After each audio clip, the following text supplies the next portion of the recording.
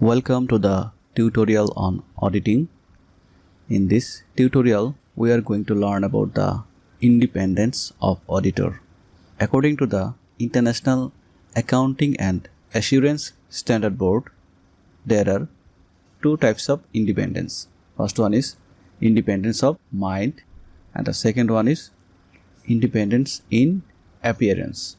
Independence of mind indicates the state of mind that permits or allows the provision of an opinion without being affected by influences that compromise professional judgment, and allowing an individual to act with integrity and exercise objectivity and professional skepticism.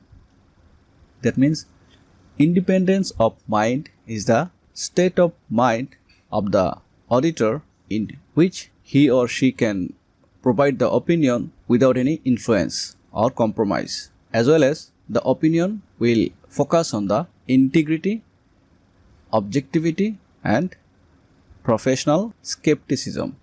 As an auditor, if you have a state of mind by which you can provide the opinion without the influences and compromise, as well as with having the integrity, objectivity and professional skepticism, in that case it would be considered that you have a independence of mind.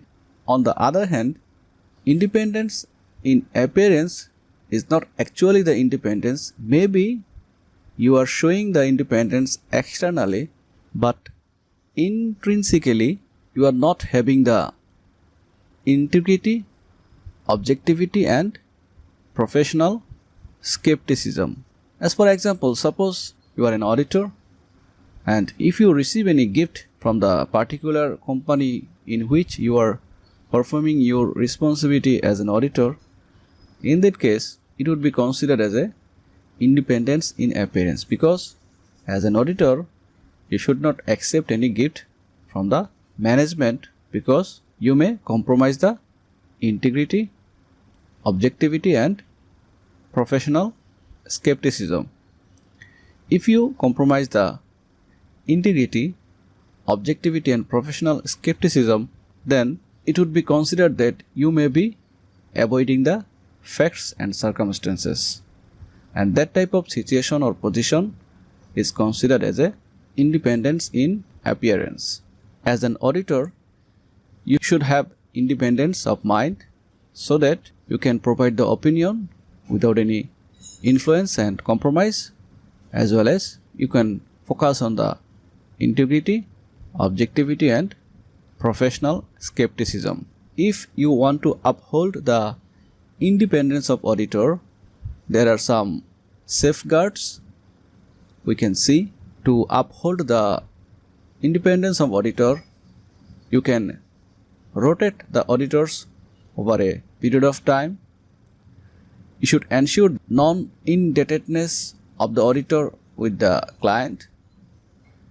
There should be a bar to holding any office of profit other than auditor. The auditor should not hold any office in the particular company in which he or she is performing the responsibility as auditor. That means only the auditor should perform the functions as a auditor, not holding any office of profit.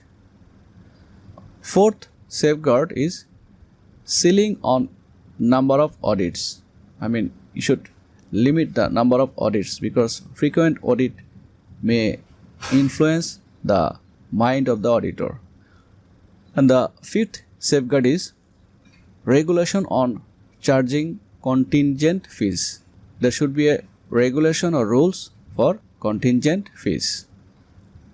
Sixth safeguard to uphold the independence of auditor is avoiding taking professional assignments that conflict the duties of the auditor. As an auditor, the main responsibility is to investigate the facts and providing opinion. But besides this responsibility, if the auditor take any professional assignments as a consultancy service, in that case there may be compromise in the independence of auditor. That's why there should be avoiding in professional assignments that conflict the duties of the auditor. And the seventh safeguard to uphold the independence of auditor is disclosures of substantial interest if the auditor audits a client in which he holds substantial interest. I mean, if there is any substantial interest, that should be disclosed so that we can understand the level of independence of the auditor. So these are the safeguards by which we can uphold or protect the independence of an auditor. Thank you.